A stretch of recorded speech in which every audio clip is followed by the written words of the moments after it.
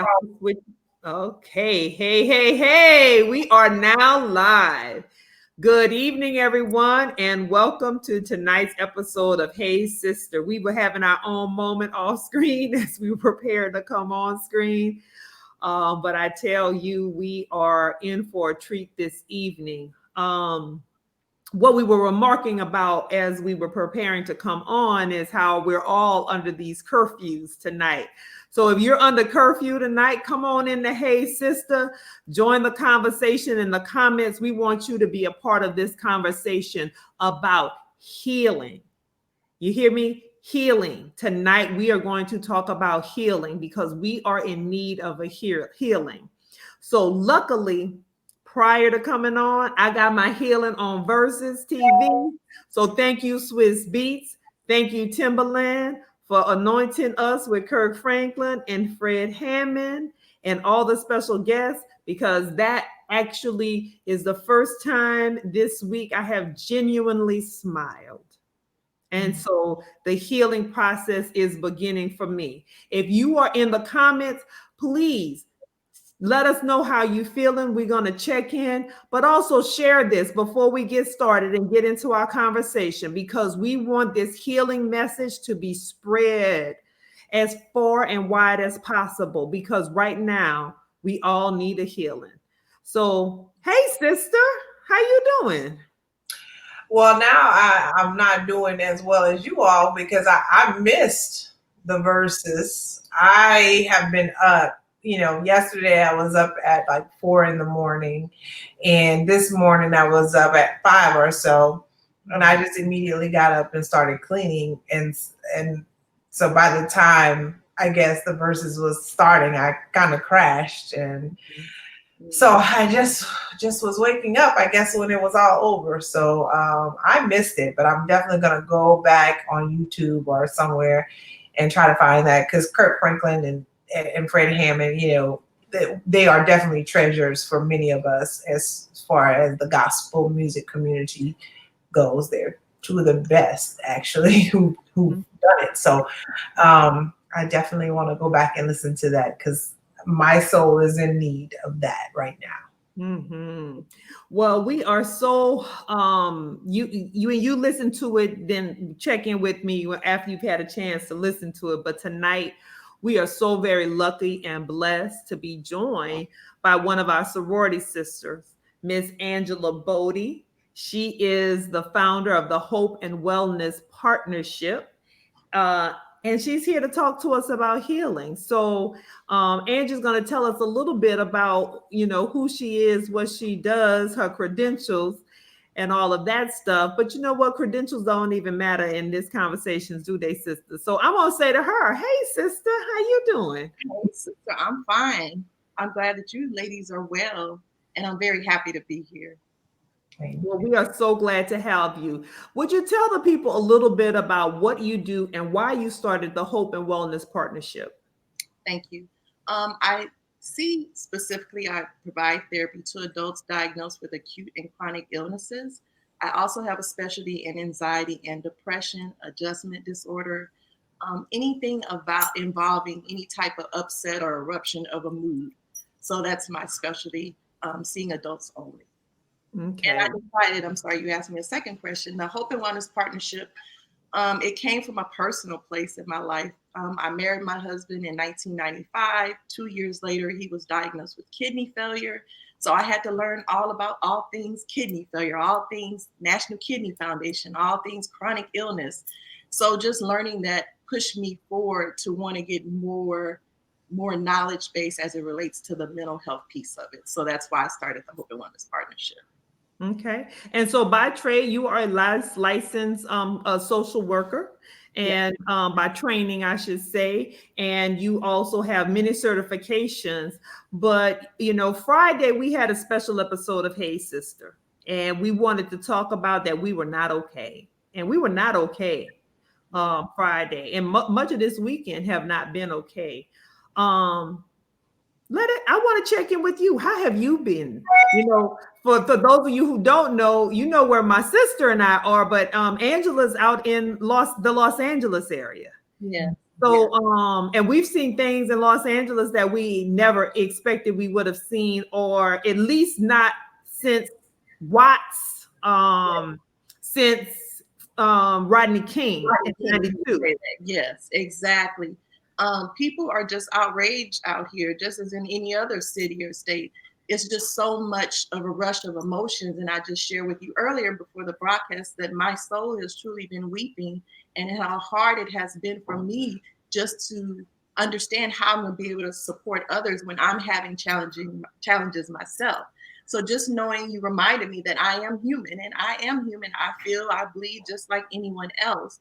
And I had to take time and stop and heal myself before I would be able to heal others.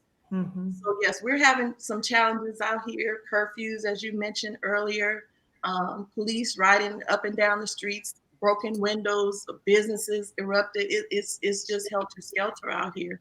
And I just would want most of us just to slow it down a little bit and stop before we move forward with all the different protests and whatever they want to call riots that we're having. Mm-hmm. Yeah, I know that's one of the key lessons that we when we talked on Friday about that pause moment to strategize. To our friend Charlotte talked about strategy, and then I saw Killer Mike use that same word, talking about strategize, right? Because you have to have a plan on the other side, or really be clear about your why and the purpose of what you're doing. But tonight, our purpose is to talk about healing and say it's time for healing, and how can we get to some healing. So, one of the things that, as we were preparing for the show, we talked a little bit about on Friday, but you talked about your grandkids. Mm-hmm. And so people are probably looking, grandkids? She ain't old enough to have no grandkids. But yes. So how are you talking to them and helping them heal in this moment? So not specific about this yet, but in the past, we've talked about other situations. So I use feeling words. So I try to model my healing to them. I don't try to push it on them. So the feeling words that I may use is, right now, I would say I'm in pain, I'm hurting, I'm upset. I have discomfort in my soul. I'm in disbelief. I would write that down for them, and then I would have them share how they're feeling. Their words may not be as large as that. They may be very small, but just having that space for them to actually verbalize what they need, what they're feeling, and exactly where they're feeling it. So I always ask people, where are you feeling that emotion? Are you feeling it in your chest? Are you feeling it in your stomach? Are you feeling tension in your arms? If so, we need to stretch it out. We need to do something about that. We need to get that emotion out. So yes, just having a conversation with kids. I know people think, they don't know what's going on, but they actually do, because the energy has changed. If you've noticed, the energy has changed around us, and many adults are acting out. So I can imagine what the kids are thinking in their head, or what they're going to do with their actions.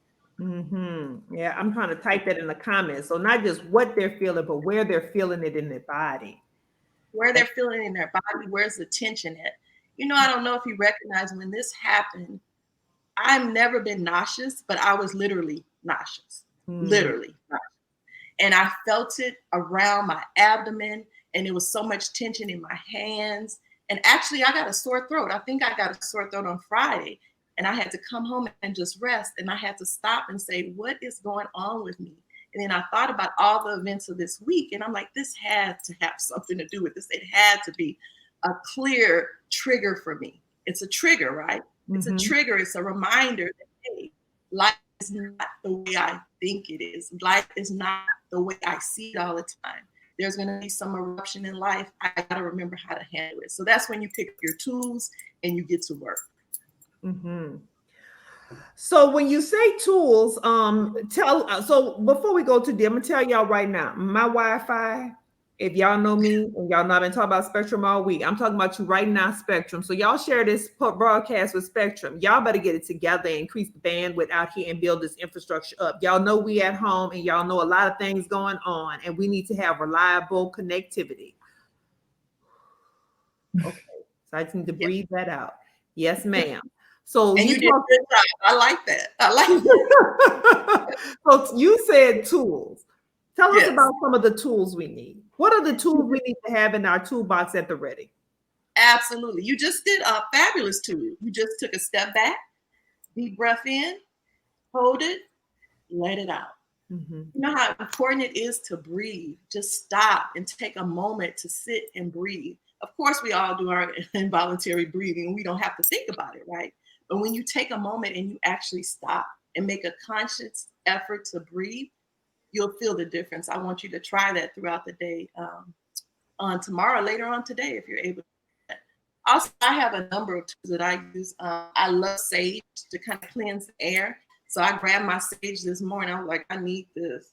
So it's just, this is what, $2, $3, nothing. Also have the Palo Santo. Someone gifted me this. I actually burned that too. Also music therapy, like we were doing before we started. We had a music therapy going on. Dancing is just as important too. Now, and I know I had to think about this. Is it cool to be dancing during this time? Is it cool to be listening to your music and getting your groove on? Yes, yes. We all need that release, and that's a form of release. So dancing, journaling, doing artwork. You don't have to be an artist, but just putting up some paint and throwing it at the easel, that makes you feel good. Boxing, if you need to box it out, get your punching bag. Don't hit anybody. Get your punching bag and start punching it out. If you need to exercise, exceptional way to get it out. It's so many tools that you can use. You just need to try it and try to do something different every now and then. Most people say, you know what, I can't meditate. Sit there for a minute. Just sit still for a minute and see what happens. It's not about getting rid of all your thoughts. It's just about stopping and sitting still. Oh, And that's observing. powerful. I'm That's sorry. powerful. I said that's powerful. I was trying to type them all. So I got the we want to deep breathe, burning the sage, music therapy, dancing, journal, boxing, exercise, and sit still for a minute. Getting that tool, getting that energy, shifting that energy once again. Yeah. So sister, I know you have a question. What's your first question? I don't know if I have as much of a question as I do a comment, but I know I want you to touch on something specific. But just listening to you, so you said about where are you feeling it in your body? And so I will say now, since it was about April, I believe 26th, is when I first noticed myself having chest issues. And I thought initially that it was because I had gone out and I was like, okay, I hope I didn't catch the COVID, but had a chest x-ray done. Everything was clear, heart normal, had a COVID test done. It was negative, all of these things, but I continue to have this chest pain. Now, I will end up probably consulting with a cardiologist to just make sure that I don't have an arrhythmia, but it feels like I'm carrying a lot in my chest. And when you said about the deep breathing as a part of healing, I think that's why this whole situation, particularly with Mr. George Floyd, just really triggers something for us. Because the idea of I can't breathe, when you think about not being able to breathe, that is, I remember many years ago when I interned in Hawaii when I was in college, and so I thought I was a pretty good swimmer, and so me and two other folks we swam out to this spot real far out in the ocean, and we were there for just a moment. It was beautiful. It was like this really cozy feature. They call it like the toilet bowl or something. You jump in and it sucks all the way down and then it pushes you all the way up and you jump and then you jump out of the water. And we were just there for a moment and we were swimming back and I remember feeling like I was so tired, and I'm a person who swims with my eyes open. It doesn't seem to matter if it's salt water or not, or, I just swim with my eyes open. And so, one of the guys, the guy that we were with, he was like, "Are you okay? You can just grab onto my ankle." And I was like, "No, I'll make it. But I was like, dang, I'm so tired. And then as I was, and they have a thing, I know this is a long story, I'm sorry, but they don't want you to walk on the coral, right? Because the coral is alive and you shouldn't walk on the coral reef. And I remember looking down, saying to myself, oh, this is not how I'm gonna die. Like I can't die like this.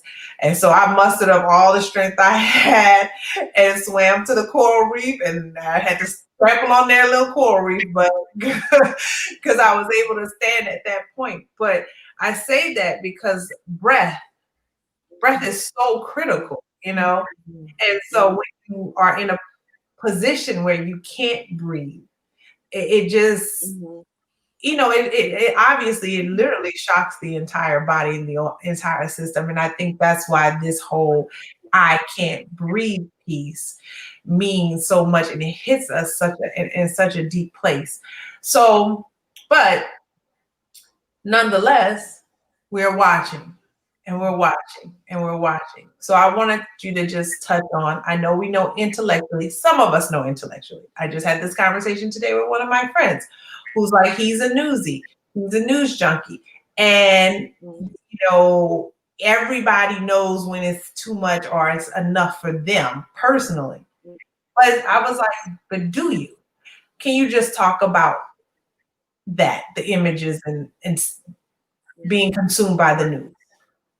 Absolutely. I think we have been trained, some of us, that we need to consume the news to have some type of input.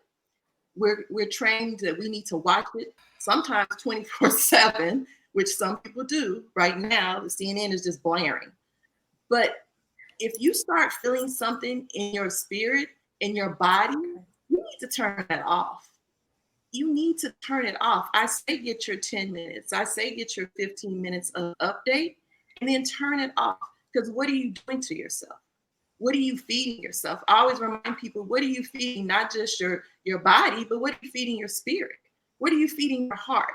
They're telling us, most of the news feeds are telling us that we're out there rioting, we're out there tearing up things, we're out there destroying our own property. Do we need to hear that? Do we know that's true? Do we know that's not true? I'll back that up. Do we know that's not true? So why do we need to hear that? Is it giving us anything? If it's not giving you anything, I say turn it off. And how does a person, so for the person who says, but it doesn't impact me like that. I think it does. Is there a game for them to recognize? Because again, just like nonstop, yeah. like a lot. Yeah, I really think it does. I think, how much junk can you consume? I mean, really, how much junk can you consume? And if they think it's not bothering them, maybe they're desensitized to everything that's going on. Maybe they could consider that. I'm not sure. I don't want to speak for them, but I know my husband was one that would be like CNN all day, 24. I'm like, I can't. I said, you have to turn it off. And then gradually he started turning it off because he would sleep with it. And I would have dreams. I'm like, I'm hearing what they're saying. It's not good for you. And we don't need that junk. Some of it is junk. Mm-hmm. That's just my opinion. Now you always have to work with people. You know, maybe you can start it off small, but just remind them whatever you're feeding your soul is going to come out. It's going to come out. Yeah. Mm-hmm. And you mentioned something, if you ladies mind, spoke about sleep. I think Christina spoke about she didn't get much sleep. Remember the importance of sleep. We can't make clear decisions when we're tired and we're fatigued. Our cognition doesn't work as well. We got to get that proper sleep. So some people need 8 hours. I only need 6 hours. Some people need 12 hours. Whatever you need, make sure you're getting it. Don't let this event, which is tragic, don't let it take over everything in your life where you're losing that yourself, right? You're losing yourself. We can be much more engaging and much more present if we have proper rest. That's powerful. We have a few comments here I want to bring up. We have one that says, yes, it is heaviness. And it's like you can't get enough. We need to feel included, the need to be connected. There's another comment here. It says, I feel like we cannot be there. So I feel called to watch and keep myself in the know. It does become too much. And when it does, I step away. I know the Father I serve, and I know He has me through it all. But I think there was something you also said, a word that you also used. Let's talk about becoming desensitized. And in the negative consequences of becoming desensitized. Can you speak to that a little bit? And have you seen that in your practice? I do. Remember, this is trauma. We've been through so many traumatic events. What happens with that? You just get used to it and you get comfortable with it. I don't think we should ever get comfortable with certain things. And the more we give it, we keep feeding ourselves with it, I think in some way, it kind of deflects from the mission, the goal of everything. Of course, again, I'm saddened for Mr. Floyd. I'm saddened for the young lady that died earlier this week. I'm saddened for all the members of our race, of Black and Brown, that have passed away by the hands of the police. But I can only do things without that extra media coverage coming in. I need to be clear. I need to be present.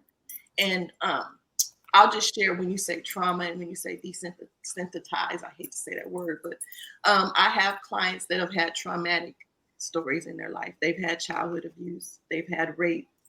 And that always stays with you, right? And it kind of, all we could do is try to work somehow in your body. It's always there. This event happens to some people, this could be another trigger. And it starts it right back up. It starts it right back up. It doesn't have anything to do with the rape, but it has to do with that feeling of not being heard, that feeling of not being cared about, that feeling of lifelessness, that feeling of not being appreciated, that fear, right? So when you give into these things and when you just open up the media and you keep letting it flood your soul, this is what happens. This is what happens. So I would tell any of my clients to cut it off. You can cut it down to 10 minutes, try to write it out. And I like the comment before where the young lady was saying how she feels like she needs to be a part of it.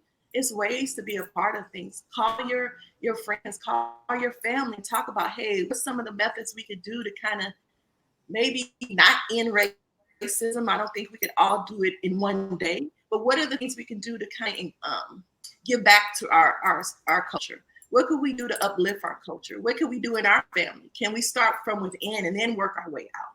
Does that make sense? Mm-hmm. Yeah. And so I wanted to say, and that young man, he also said trauma does. Yeah. He said, I still have. She did the same thing too. She did say. Oh yeah. Well, he said that it, trauma does. I still have dreams and moments I can't release from my time in the military, among other things. And I think that is very powerful. Yeah. So I wanted to talk about trauma really quickly, because I heard someone talking the other day, and we hear as Black people very often, we hear our white counterparts, usually in the media, maybe not directly, but usually in the media or on social media, talk about slavery and say, we should get over it. It was so long ago. And Fred being in the comments here, he even responded to one of my posts with someone else's comments on one of his posts. And I said the same thing. I said, you don't tell a woman who was raped. Well, that was 30 years ago. You don't tell a woman who lost a child, oh, girl, you got another one. It's okay. Like, you don't do that because trauma does stay with us. But I heard somebody use the term PTSD, but they called it post-traumatic slavery disorder. And I thought about that because I feel like it is so hard for us sort of to move past these situations because, to your point, they trigger, the trauma comes back. And no, we ourselves were not working in the cotton fields as slaves, but even the pain and anguish that our ancestors experienced, we can connect to that because, again, we're seeing it in a different way. So to me, a public lynching where people bring their children and stand under this strange fruit on the street is the same as watching it a man put his knee on someone's neck until their soul leaves their body, and we've all watched it. It's like the same psychosis. And so how do we get rid of that part? So that's what you're saying, we just re-traumatize. Every time we try to heal, when we talked about it earlier, the scab is there. Every time we try to get to a safe place, pull it off, and we open up the wound again. And you said earlier, we had salt, we had alcohol, and we start all over with that trauma. So how can you heal from the trauma that's just hitting you? I think you have to start off again within yourself and then work your way out. Stay with yourself. Always give yourself positive affirmations. We can't change any of the actions of society, unfortunately. We could do our best, but we can't change it. We could change ourselves. So I start with just making sure I know I love me for me. As a Black woman, I have to stand on my 2 feet and say, I love me. When I'm working at a place in a healthcare setting where may not think fondly of Black people, it may not be said outright, but unconsciously you're like, that's not right. You have to speak up for things like that where you can have a word, where you can advocate for your culture, do so. But you have to start with yourself. Work with yourself. If you have kids, start with your kids, your husband. Make sure you're uplifting yourself, uplifting your kids, telling them how beautiful they are, despite what society says. Telling them that you love them despite what society says. When my kids were here, my husband we all used to watch Eyes on the Prize, and they used to, oh my God, we gotta watch this. Oh my God! I've done the same thing to my kids, and they're like, "You gonna make us watch?" Yep, every night for this week, we're watching all 7 of these episodes. We're ready. My kids used to have a fit. They are so thankful to me. They're so thankful to me, and I'm like, oh my God, I created something that really had a cultural impact on them. My daughter told me today, she was like, oh, we're going to read the Souls of Black Folks. I'm like, you know how hard that is to read? She's like, well, that's what we're going to read. But I was so grateful to her for reminding me that I made a little bit of seed. The little bit of seed I put in them makes them feel good about themselves. My daughter is a darker hue. I have a lighter hue and I have a darker hue. They are all women of beauty. They are all wonderful in their skin. They are all amazing beyond belief. I have a son. He's a medium hue. He works in the entertainment industry. It's extremely hard for him, but he is an amazing man. I want them to all stand up for themselves. And I think if we work on ourselves, we communicate better with ourselves. We love each other. We give everybody Black high fives. Then we heal. We have to first heal ourselves. I really am a strong believer. We have to work on ourselves. We have to work on ourselves before we go out and point fingers at that person and that person and that person. And in our house, we don't even acknowledge how fabulous we are. But we blame and say, hey, and this is not popular. We like, hey, they did this and that. But what have you done to your family? What affirmations have you given yourself? What affirmations have you given your kids before they step outside? How have you told them how much they mean to you? How have you told them how they're just made by God? They're touched with this wonderful melanin. How many times have you told them that? When you hear that, you feed it in your soul. It's kind of hard. Now you're going to hear that comeback from the society. Is going to tell you, you ain't nothing, you ain't this, you ain't that, maybe in not those words, but they may say it in those words. But you got to remember, hey, my mama said, I'm fabulous. God said, I'm strong. You get what I'm saying? If you don't teach your kids that, that's kind of hard. You're throwing them out in that world, and that world is not nice. It is not nice. Well, there's another comment for Fred. And Fred, we want to thank you for being so active in the comments tonight. Because he and I, he had this post earlier today. He mentions it here in the comments, and I kind of went into, every now and then I wade my toe into somebody else's conversation on social media. But what he says here, and he talks about it in his feed today, he says, my daughter is biracial and she's beginning to see the truth in others. She's being questioned about race and who she identifies with. So how can Fred, he's on his own healing journey, how can he help his daughter even heal for those people who are questioning who she identifies with, because really with them questioning who she identifies with, they're trying to reconcile within themselves, because they just don't want to deal with her humanity. So they trying to put her in a box, right? Because they just don't want to take her as the humanity. And he says she's only 16. So yeah. Healing. We're healing tonight, y'all. Ooh, that's a tough one. Wow. I think, why can't you just love yourself? But you have to love both sides, right? Do you put one side before the other? And I'm asking you ladies too, because this is a tough one. Do you put this race before the other race? Or do you take it as a whole and say, this is who I am? I'm Black, I'm white, I'm Mexican, I'm Black, I'm white and I'm Mexican. Whatever you are, what do? You keep it as a whole. I'm a human being. I love myself. Christine. I was just gonna say, there are two examples that recently came to mind for me. So number one, I absolutely love Aida Rodriguez. She is a comedian. She was on Tiffany Haddish's They Ready. She is Afro-Latina. She's very much down for the cause. And so she has this podcast that she does, a video podcast called I'll Say It For You. And she goes in.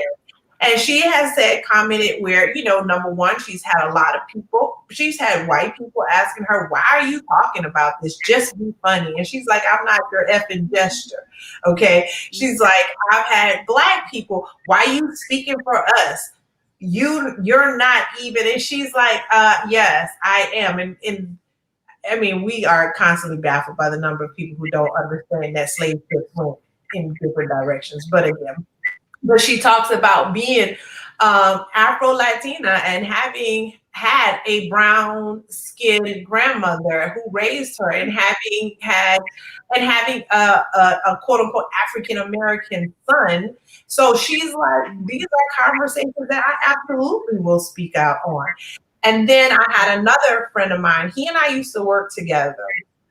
And he posted on Instagram. It was very long. He was like, I rarely post. He's like, but my entire life, people have always asked me, what am I? And he was like, and that's so that, as Demetria, as you just said, that's so that they can reconcile for themselves. Whatever they think about people who fit in that box, they can reconcile it with him. And he's like, he's never really been one to express his opinions about this stuff, but him seeing what's happening. And I mean, I'll be the first to admit, I did not know about his Blackness, if you will, until his niece came to our job. And I was like, oh, okay. I didn't put that together, but all right, but he just spoke about it in such a way to basically say, you know what? It is nobody's business what he is. He is who he is.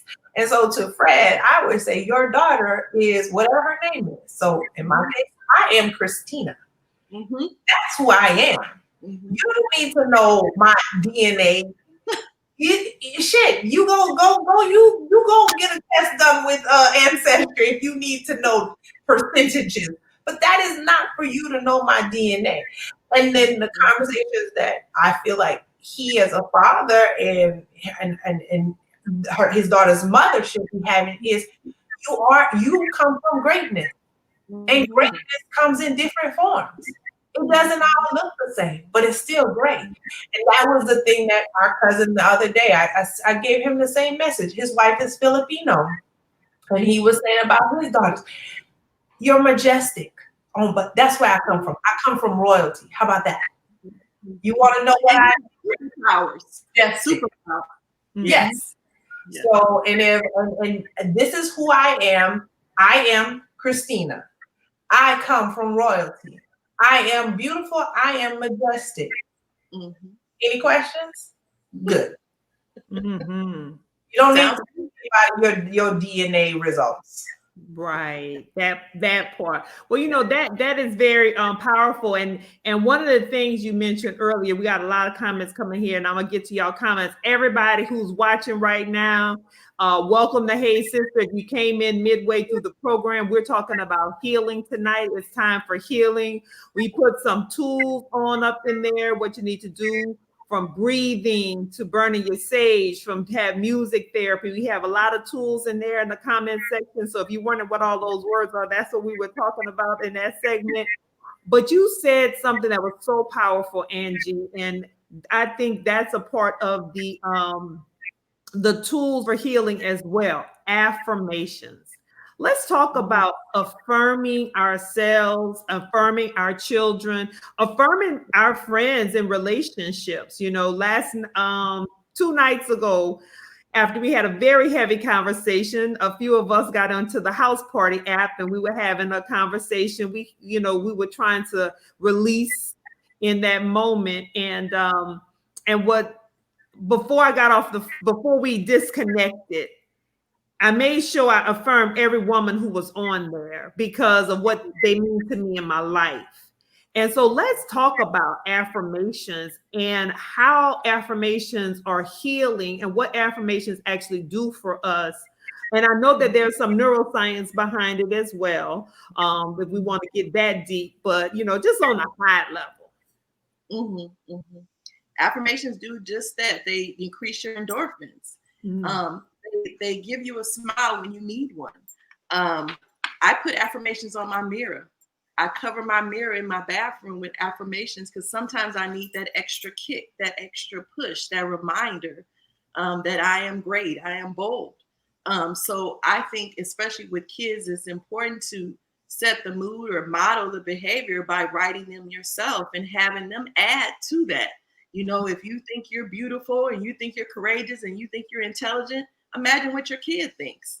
Have them write out some affirmations. It's just a good learning coping tool that works if you do it correctly and you do it as much as possible.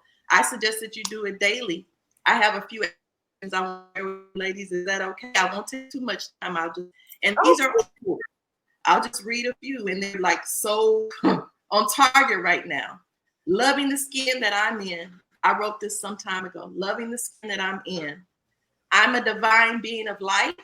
I am peaceful, protected, and secure. There is nothing more valuable than peace. And I wrote, get you some. All right. I had the right to say no. I was having one of the moments where people trying to tell me I need to do this. I had the right to say no. And just one more, honoring the divine grace and wisdom in you. Mm-hmm. I have a whole bunch of them. I do it. I try to practice what I preach, and I make sure to kind of affirm myself on a weekly, if not daily basis. Mm-hmm. And if you try it, you'll feel it. You'll feel those endorphins. You'll feel that smile when you go to the mirror or wherever you want to put them in your car. You get to the car and you're like, yeah, I'm bad. Mm-hmm. I got this. I can do this for the day. And imagine if you throw this in your kid's notebook, or I don't know if you text it to them, or you just have a little treat for them. Can you imagine how they would feel if they pull one of these cards out? Can you imagine how they would uplift their mood and make them feel as fabulous as they are? Mm-hmm. So I just suggest for people to try it. I know people are like, I don't have the time. I'm busy. They have a lot of excuses. We on quarantine right now. All y'all got the time. Y'all been watching a lot of Netflix and Hulu. You got time, boo, to write some little cards out. Just write some note cards, get a little piece of, get a sticker, and put them on your mirror and let me know how it works. Because I guarantee you it will work. Guarantee. Yeah, I will say this, one of the earlier, I thought it was beautiful. Hopefully I'm not dragging down the conversation, but one of the early cases of COVID, there was a gentleman in New York who passed away. And I found out later online from work that he was obviously the cousin of someone who works at my job. But his wife was interviewed on CNN because, of course, she couldn't be there with him when he passed away. He was like 42 years old, something like that. But he was but she got to talk to him on the phone. And one of the things that she told him was she thanked him for being such a good husband. And one of the things that he said was that he would write her notes and put it in her lunch every day and tell her about the plans that they had for each other, that he had for their life and stuff like that. So I thought that was just one of the most beautiful things that I heard. And then just recently, I did an interview with a couple because I wrote an article, but more to come about that later. But I wrote an article, I interviewed this couple, and in the conversation, the wife said to her husband, she's like, remember when we used to write each other letters? And I just thought that was so cute. So even with that affirmation with your spouse or your significant other, I think that is awesome. And how important that would be for Black women at that time, to let them know how much we love and care about them, adore them, appreciate them, need them in our lives. Just a quick note, I give my husband, I call him Bõdy, I stick notes on his mirror as well. I stick it on a note in the kitchen. He doesn't say anything, but I stick the note up there because I want to make sure that he understands that I really do appreciate him. And especially at this heavy time, I think to all of our, our young men and young ladies that they are needed and wanted. Mm-hmm. So Sean says, yes, I talk to myself before I get out of my car in the morning. And Fred said he worships and talks to God when anything less begins to cloud his thoughts. So I think that's beautiful. And so speaking of that, if y'all missed that verses, we talked about it at the top of the program. Y'all make sure y'all go catch that, because I'm telling you, my soul was lifted up. Literally, my daughter was looking at me like, what you doing up in here, honey? I am they that waits. I was in my moment. But were you dancing like David? And I'm not necessarily talking about David from the Bible. I might be talking about Donna's son. Hello. I did get a little dance on. I danced with when Kirk brought his wife out to dance to a song too. So yes, I did get a little dance on. So yes, everybody, thank you for tuning in. Make sure that you are commenting. Make sure that you are liking this. Make sure that you are sharing it with others so that they can be a part of the conversation too. Tonight, Sister, had a comment. I wanted to read it because I couldn't read it. He had a comment, I think, in regards to what,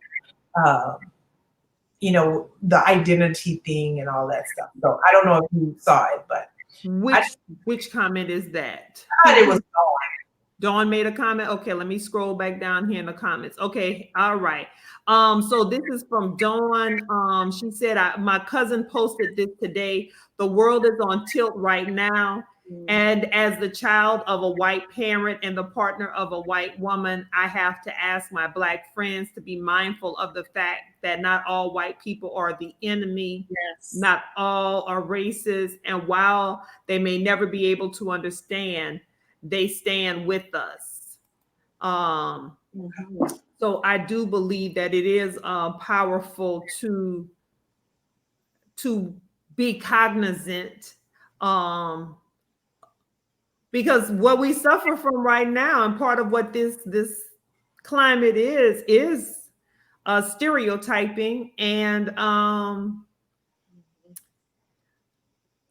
prejudice formed based on those stereotypes, based on systems and what have you. So I don't know, how do you help people, and I don't know if this ever comes up in your practice, but people who are angry at a group, right? As because we hear that a lot, Black people this, white people that, Asian people this, or whomever is that. Mexicans are this. And some people are like, but I'm not Mexican, I'm Colombian. Like, what you talking about? Right? Like we hear all that stuff, right? How do we heal around this construct of race? And we know we talked about strategizing and having a plan, but how do we start even just breaking down those walls and not seeing everybody in these buckets as an enemy? Yeah. I think the conversation, we should have some definite open conversations with some of our close friends, people that we meet, and try to get an understanding, a different understanding from them. I was born in Los Angeles, but I was raised in the South. And you know, in the South, there's a whole different environment. People are very, very overt with their racism. But you have to understand, if you have a conversation with people and understand how they were raised, it gives you a different perspective. If all they were told are negative things about that person because their skin is a little darker, and then they experience your side of it and they get to know you a little better, that's where the change comes forth, right? Just having that conversation and say, hey, dude, I thought this about you. Oh, I thought the same about you, but I see we all on one accord. We're all trying to grow our family. We're all trying to take care of ourselves. We're all trying to remain healthy. So those conversations are absolutely important. So be open to them. Don't, as soon as a person, I call them vanilla, I'm sorry, I always use chocolate and vanilla around my grandkids. It's such a habit. But a Caucasian person comes and you automatically start saying, oh, they good. You don't even know this person. You don't even know their background. So give that person a chance. Open up your heart just a little bit to give that person an opportunity. I think that's the best way. What's your experience? So I'm glad you asked that, because, you know, in the context of, so I do executive coaching. Shout out to Vantage Point Coaching. Whoop, whoop. But I had a conversation last week. So this is a conversation about leadership for someone who's in leadership. And I talked about perspective taking, because Brene Brown talks a lot about perspective taking, right? Mm-hmm. In order to, because that's how empathy begins to be formed, is when you can actually just hear someone's perspective, receive their perspective, stand in their perspective with no judgment, right? Because we talk about walking in other people's shoes, but we never put their shoes on. You know, and we only can put those shoes on through perspective taking. And it also goes in this context for us to start healing is to get perspective, get clear on our own perspective, and challenge our own perspective. Why? Where did this thought, belief, feeling in me, where was it born? Is it truly mine, or did someone pass it down to me? Because that's important to get clear on off top too, because a lot of things that we carry into our adulthood, we don't realize somebody else planted it in us. Absolutely. And so I'll give you an example of something, a little thread I read on Facebook today. So we had Angie was on with us Friday when we did our special episode, and he works with youth football. And there was this picture that he came across of this young football player, white young man, who he knows, because he's like, you know, a couple years older than his son, but all that youth football community, everybody knows each other, and he's also a football coach, so they've seen it interacted. But he saw a post by that young white man. He was confused, like, where did this come from? Because we've broken bread. We've all been in the same community. I know these Black coaches you've been around who are professionals, who former NFL, all of this stuff. But this young man had this negative post about Black people. And he was like wondering where that came from. So they reached out to have a conversation, right? And so, because they'd never seen it before. So they're like, how did this form? Because from this point, it could get really bad for this kid, right? But stopping to inquire, to ask, to take perspective, and then using that as that teaching moment. So, you know, there are opportunities for us when we encounter someone, to do some perspective taking on our own self-belief, value system, to get in that other person's shoes, to try to understand their perspective, their point of view, how they see the world through their eyes. And then also from that point, then have teaching moments and teaching conversations. That's my thought. I don't know, sister, what are your thoughts? How do you do that? I'm probably not the best at it. And guess what? That's okay too, girl. I think that what I'm just trying to do more in my life with the people that I love, and even the people that I don't necessarily love, but I might work with them or whatever, is just to be honest. I think that it, so to like yesterday, I was having a moment. I got on LinkedIn and I just said, if you are a manager and you truly work, if you work for a company that truly says that they value humans or people as their number one resource, then you should ask your Black employees how they are feeling and listen intently, like listen to what their responses are. And one of my friends inboxed me and said, yeah, I know you're right, but I don't even feel like talking right now. And I'm like, well, that's okay. That's okay. But I just feel like I do myself a disservice and I do my colleagues a disservice when they say, how are you doing? And I just say, oh, I'm good. How about you? Like I do myself and them a disservice by not saying, you know what?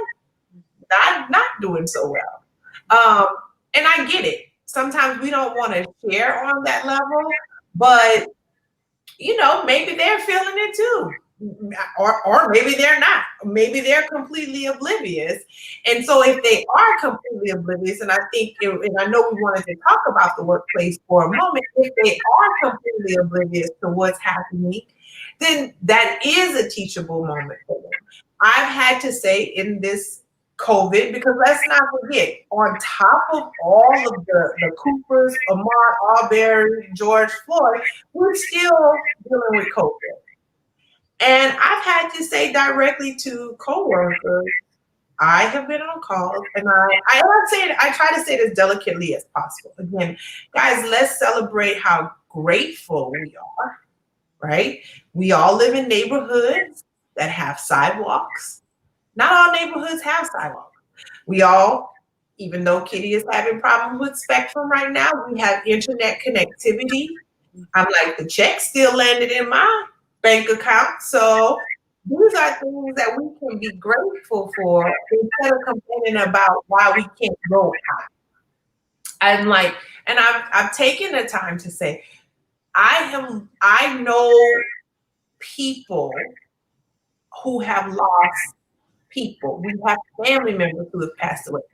There are people very close to me, not 6 degrees of separation, 1 degree of separation, who have passed away in the midst of COVID. So I personally can't really deal with you complaining about not being able to go and get your hair done. Like I can't. So I'm trying to do my best at appreciating people for who they are as individuals, but also being honest about what I'm feeling when I'm not feeling so well. The other thing I was going to say, Kitty, Miss Murray did watch our broadcast and she responded to it and saying she wants to do something to make more of a difference. And I don't know if you saw what she stated, Olivia, her granddaughter, said about. I didn't see the comment. Okay, so I guess they were having a conversation with Olivia about all that's been going on. And her granddaughter, so this is a white woman and her grandbaby. And her grandbaby was like, but we're all eggs. We're all like eggs. We may look different on the outside, but we're the same on the inside. And I told her, the mere fact that that child at 7 years old understands that means that you're doing an exceptional job as a parent and your daughter as a parent and you as a grandparent. So if you keep doing being your authentic self, then we can't ask for you to do more than that. And that's what I think, because I've always felt like, and I know Kitty, you would agree, I've always felt like a part of her family. I've always felt like she's a part of our family. And so, yeah, it boils down to getting to know people for who they are. But sometimes it is hard. I'm not going to sit here and say it's not. I am the master of gross generalization, guys. You understand yourself. I like that you understand your first. You have to have an understanding of yourself, how much you value yourself and what you need from others before you even address them with anything like that. before you even make that statement. So once you have a good understanding, you've tapped into yourself, then you could share things. I don't think you could share things if you really are kind of confused about what's going on or you don't know which way to go. I suggest you just wait and then make that comment or then make those suggestions, but be secure with yourself first. I think that's very powerful, having an understanding of yourself first. And another comment, Fred, so like Christina said, so we're in the midst of COVID. We're in the midst of that global pandemic. We're in the midst of the perpetual pandemic in the United States of racism and the impacts of that. And now those of us who have families, so South Louisiana, but hey, I also live here in Florida. Hurricane season is upon us. And we know the last few years that really doesn't matter if you've had somebody on the Gulf Coast, if they didn't get directly impacted by a hurricane, they definitely got directly impacted by some sort of flooding, tropical storm, and what that means. Whew.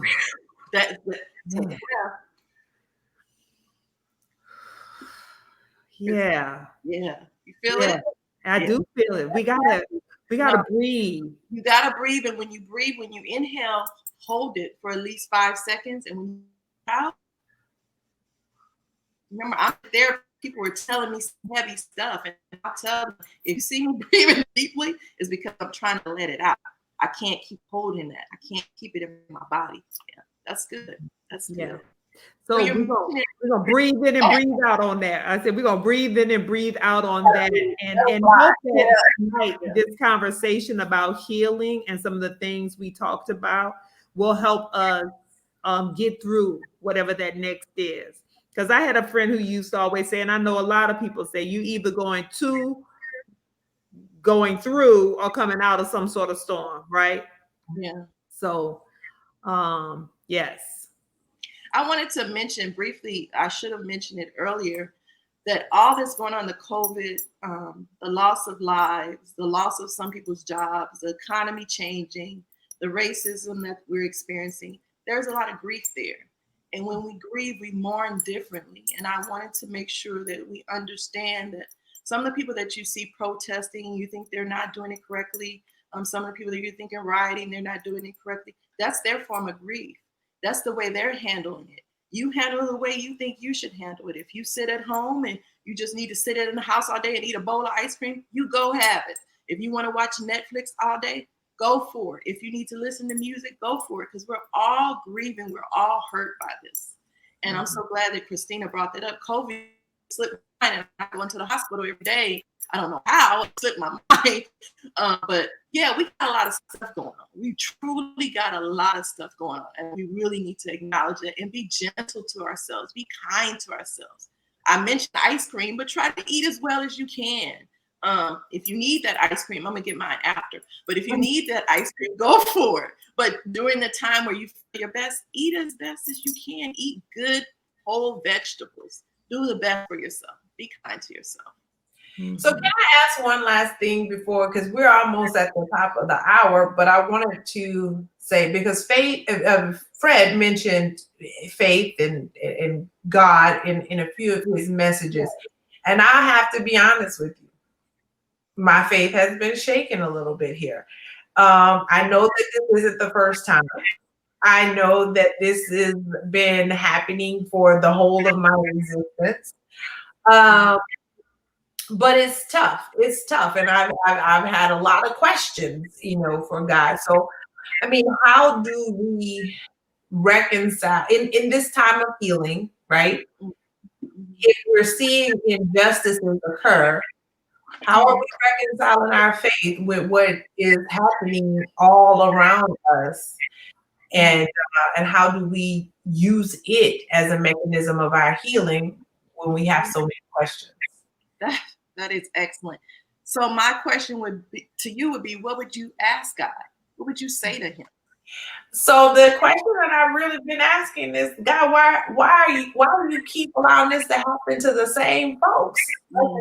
We are tired. That's the word that everybody's been saying. I'm exhausted. I'm so tired. I don't know how to do this. And I get free will, and even God, that's man and devil and all of those things. I get that stuff, but I'm like, you know, I know in the Bible, you know, when the children of Israel were going through it, it was like they were the chosen people. That's why they were going through it. And I'm like, well, we the chosen people, but we keep going through it. I think of when we've sang the song, "We Shall Overcome," and I always make the joke, my sister knows. I'm like, man, we should have put a timeline on that. Like, we shall overcome someday. No, let's put some definitive timeline to that. So that's my question, sort of, to God. Like, why do we keep going through it?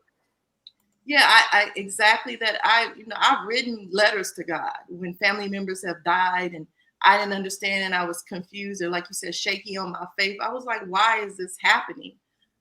Just getting out those emotions of why and writing it out, actually writing a letter and asking all those questions as if you would ask me in front of me. Why is this happening? Why do we have to be the resilient race? Why do we have to experience this daily hits and occurrences on the regular? Why us? I think just getting that out. Now, will you get an answer? I don't know if you will get an answer. I'm not a minister, but it helps me to understand that God hears me. He understands my heart. He understands that I'm weak. He understands that I don't have the answers to everything. He has the answers. We won't know anything until the end, right? That's what they say. We understand it better by and by. That's an old song, y'all know. But we'll understand it later. Why is this occurring? I don't know, but I have one reason why I think it is. It's because I think it's making us stronger.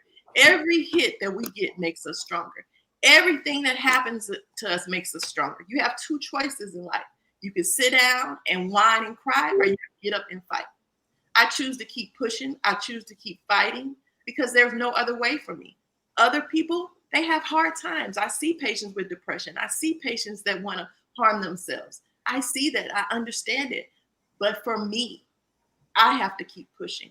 And I say, with that being said, Miss Christina, just keep writing. Keep asking God. Keep searching for the truth. That I believe He's drawing us nearer. He's pulling us.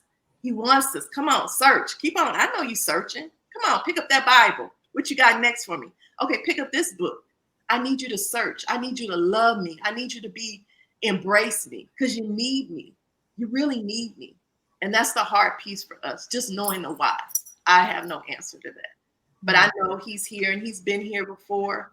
I don't understand why it was so much pain. You can hear it in my voice. I don't understand why it was so much pain this week. But all I can do is believe in Him because that's the way I was raised. Mm-hmm. Yes, I do question Him daily. And yes, I do have conversations with Him daily because it doesn't make sense. It doesn't. It doesn't make sense for people to pass away that I see with COVID that have called the doctor and haven't gotten a response. And they say, just go at home and rest. They end up with pneumonia and they end up intubated. That doesn't make sense to me.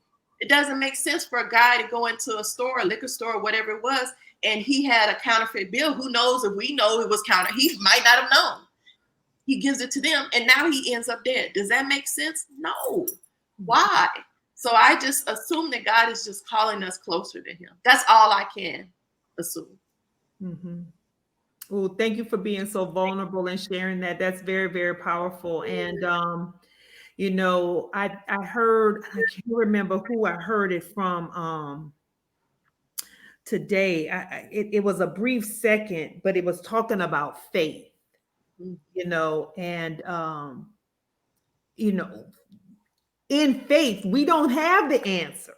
Mm-hmm. And having faith is not so, is, you know, for those who may not believe in God, we all can have faith in something. Mm-hmm. Because that's about the, you know, as it says in the Bible about the substance of things hoped for. You know, y'all find the scripture. Y'all can drop it in the comments. Evidence of things not seen. Of not seen. Yeah. Mm-hmm. And so there's a lot of things that we have desires for that we have faith in believing for. Mm-hmm. And whether or not, because, you know, we don't know where everybody stands who watch Hey Sister, mm-hmm. but whether or not you believe in God, Jesus, mm-hmm. Allah, Buddha, if you worship Confucius, I don't know, but but we all have. If you don't worship at all, we all have faith in something. We all have a belief in something. And when the answers are not clear, we have to lean on that belief and what's better and possibilities. So, I think that's part of what gets me through is standing on. Thank you, Fred. He put it right on down there. But what came to my mind as you were talking, sister, and y'all indulge me for a minute. We're going over time a little bit, but that's all right because we're talking about healing. The other day I posted from First Thessalonians about all things. Give thanks in all things. And not just some things, but all things. And that's even the bad things, because there's a lesson in the bad. And we learn more in the trauma. We learn more in the bad. We learn more from the pain. We learn more about ourselves. We learn more about other people. We learn more about our relationship to whoever our spiritual guide is. That's where the learning takes place. In all things, give praise and thanks. And this why you might not understand. This is one of those things. We don't understand. I'm not clear. My faith is shaky, but I'm going to be thankful. Because the lesson is being revealed to me. A lot of things are being revealed to us during this time of crisis. There's a lot of revelation taking place in this time of crisis, in this moment of pain, in this collective trauma. And it's been happening since January of 2020. Yes. Well, I think it was happening before, but I'm talking about this year in particular. We talked about that year of vision and all the things that we were going to see. We are seeing some things now. Revelation is taking place. Vision is getting really clear on a whole lot of things. What are we going to do with it? And so we can find gratitude in this moment too. So that's my preaching for the day. I'm just going to step on down. Well, I will offering. I will say this. Fred did post just now. One of the comments he made was, God will not put it on more on us than we can handle. And he said, I know it's cliche, but it took him a long time to understand that. And I was listening to Kev on Stage. Now, if anybody knows, I love Kev on Stage. Kev on Stage is such a great comedian. Like, I saw him in person and literally wanted to leave because I was laughing so much my stomach was hurting, and I was like, you got to stop it. But he did, he just recently talked about that specific saying, God will never put up more on us than we can bear. And he was like, I'm looking at 2020 like, God, I think you had too much faith in us, because there's a lot of things right now that's going on. And then he said, but as he was preparing to do this whole funny video about the fact that, God, you know what, you overshot this one. He said it clicked to him that the reason God doesn't put more on us than we can handle is because we're supposed to be bringing all things. We're supposed to be putting all our prayers on the Lord. And we're giving it all to Him. If we were actually giving it all to Him, which I'm going to be honest, I haven't been doing. If we were really giving it all to Him, He would be carrying it for us. So therefore, it would not be more than we could bear. But because we keep holding it. Hey, man, come on, sister. Well, I got this from Kev. I got it, bro. I know you got it from Kev, but it touched your spirit. So why are you holding, sister? Come on now. Because that's the part for me. While we're talking about healing, that is the part. Is it about control? I don't have that control, Angie, but I bet my sister would say it is. Hallelujah. Because most clients, they always are like, oh, I gotta do this. I gotta control this. We can't control everything. We can't know the answers to control it. Everybody else keeps telling me though it's about control. I always say, no, I'm not trying to control this situation. Okay. That's what I'm trying to do. Why we said you're trying to heavily manage. She's the manager. She's the supervisor. She's trying to heavily manage. I said, look, your friend Sean Campbell said, tell it. So, ooh. Look, yes, you are, boo. People calling you out, so I'm sorry. But you know what? And she loved you too. She said, but I love you. But so maybe that's the revelation that you need in this moment. And Angie mentioned stillness. Fred mentioned stillness. He says, lay on me all the burdens and I will give you rest. That's a great song by I think that's Take Six. Y'all go look that one up too. And it might be that's the revelation that you need, that going within first before you start going out. That was one of the tools that Miss Angie gave us. We got to go within first. Can I give her one tool? This was written. Oh, I don't have the date. It's Psalms 46:10. We're not biblical, but I'm gonna give her this. It says, "Be still and know that I am God." Yes, and Fred put that up there. He did. Oh, he did. I'm sorry, Fred. He got me again. Yeah. Well, thank you. That's but he also said it's Angela Perry. Hey, Angela Perry. She said we can't control everything. Trust and believe. And Fred said it's who you are. You are a confident and intelligent Black woman. That in itself says it. But okay, can I add to that? Yes. Look, it's by Terry Williams. It's called Real Talk for when there's nowhere to go but up, Black pain. It talks about how we have been actually, in our culture, we're designed to handle everything. We think we're supposed to control and handle everything in our family. And we don't recognize the pain that we're experiencing and the hurts that we're experiencing. And as you know, when you have this tension, it leads to anxiety. Sometimes it leads to depression. And what happens with our body physically? Hypertension, diabetes, and other chronic illnesses. What can happen with that? Dialysis or having your foot amputated or other concerns. That's why it's so important to get our mental in check. It's so good to just step back and have a moment of stillness, to practice meditation, to practice yoga, to understand that we don't have to handle the world. We don't have to do that anymore. We're not our mom. We're not our dad. It's a different time where there's people out there to help and support us. Mm-hmm. Wow. Well, thank you very much for that. So, Miss Angie, before we wrap into a close, if you were to give us the top 3 things, we talked about a lot tonight, but what would be like our top 3 things that we could do to get to healing? That's hard. Okay, for me, I'll just give you mine. I love music. Music is so healing. Any form of music that you have, just turn it on and just sit and enjoy yourself. There's always a message in the music. I love sage. I really like to use sage on a regular because I feel we hold energy from others. So I try to kind of dispense that and I use sage. Hot baths are really good. Just taking time to just soak in a hot bath, turning on that music, numbing yourself with Netflix if that's what you need.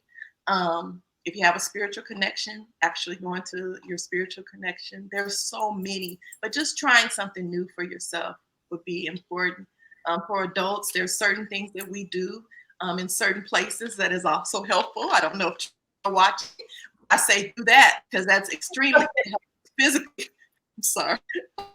It helps us physically. So if you're down for it, hey, it's COVID. There's nothing else to do. Handle your business. All right, now I'm not mad with that. Y'all heard that message. Y'all caught what that sister was putting down. Thank you so much for joining us tonight on Hey Sister. So, sister, what's your top 3? What you taking away for tonight in terms of your top 3 things to get to healing? I definitely need to start with the affirmations. I do them every now and again, but I love the cards and making them more visible for myself. I think I love the writing a letter to God. I most of my journaling has been done like that. So my journaling usually starts with Dear God. I don't know why, but I haven't been journaling in a while. So I believe that would help. And I think I have some sage that I probably need to burn too. But I think more than anything, I just gotta be still and take some deep breaths. Mm-hmm. Yes, that deep breathing is so powerful, and really breathing from our diaphragm. So Yeah. one of the things that I know is, all too often our breath is so very shallow, and this, um, I experienced also a few months back where I had this thing like, gosh, what's up with my breathing? I got this pain because anytime I breathe really deep, I was having this pain in my side, and it was some muscular skeletal type of thing. But so much our breathing is so shallow and it's in our chest. We got to breathe down all the way deep into our diaphragm so that we really, that's where that release takes place. So when we really fully expand our lungs and compress that diaphragm all the way down, and then allow that air to come back, our bodies just get so much release in that. So breathing for me is definitely one of those things, and reminding myself to do that. I think the other thing for me, I love music too, all kinds of music. There's so many messages in the music. And I even wrote about that in my book. Because there's going to be some times when you at work, like I say in the book, you going to need Big Sean before you go in that meeting. Like, I don't mess with you. Like, your mind needs to be in that space before I go up in here, because I ain't taking this today, right? Because that leads to healing too, because that's for me, music for the moment, for the situation. That music also is like an affirming situation for me as well, reminding myself of who I am and how great I am. So that is another big part of it. So that music, for me, I use music a lot for my affirmation. And I think the third thing is community.